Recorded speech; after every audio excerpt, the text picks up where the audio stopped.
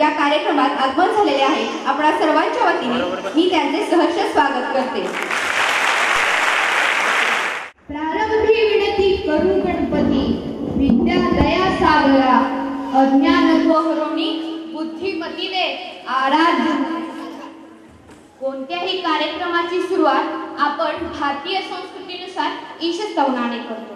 याचप्रमाणे आपणासमोर सादर होत आहे शांत रस व भक्तिरस या दोन्ही रसांच्या मिलनाने तयार झालेली ज्ञानदेवांची अप्रतिम भक्ती रचना.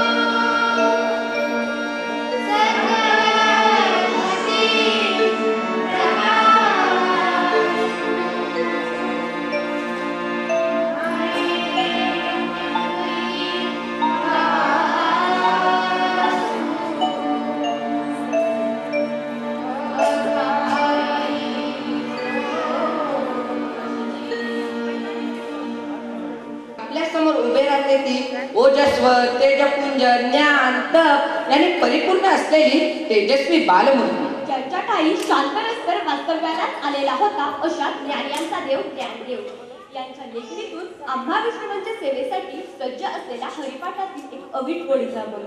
आणि माहित आहे का, रूप पाहता लोचनी या ज्ञानदेवांच्या रचनेने भजनाची सुरुवात होते. खेडेगावातील मंडळी त्याला रुपाळी असे म्हणतात आणि आपण मंगलचरण म्हणतो. ज्ञानदेवांची रुपाळीच आपण ऐकूया.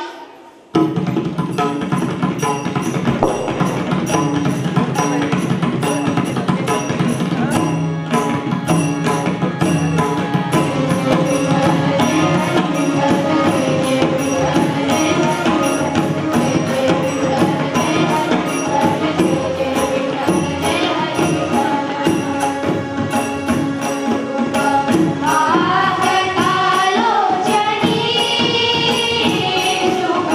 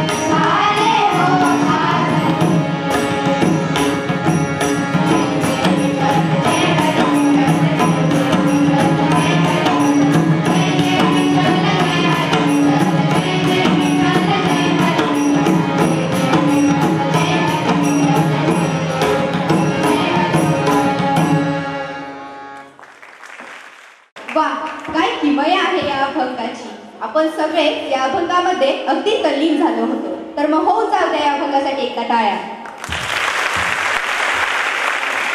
रसिक श्रोते हो, साने गुरुजी लहानपणी खूप हट्टी होते.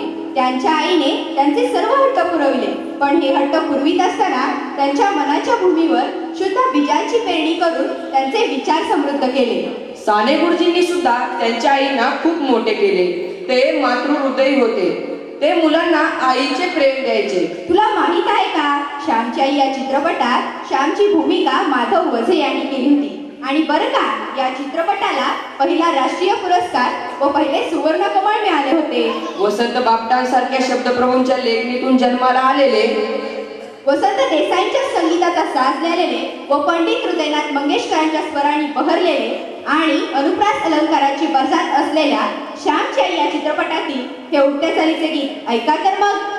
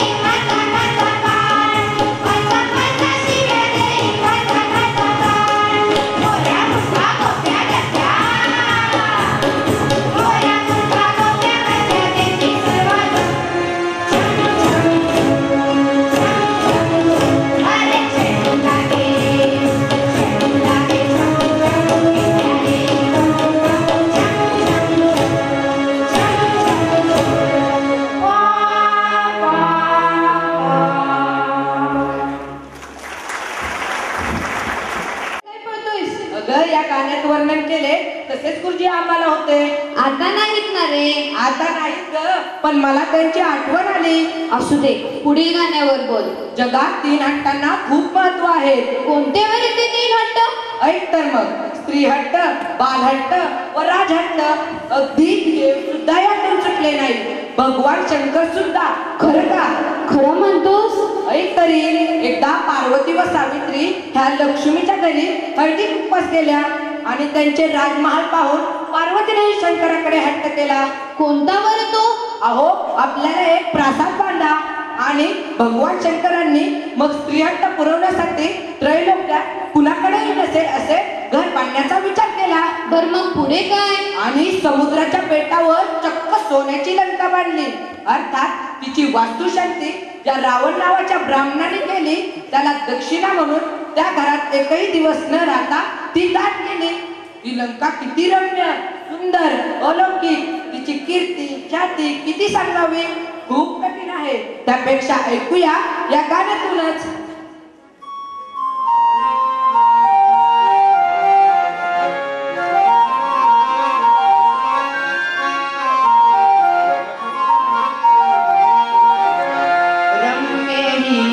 स्वर्गाहुन लंका, रम्येहि स्वर्गाहुन लंका, रम्येहि स्वर्गाहुन लंका.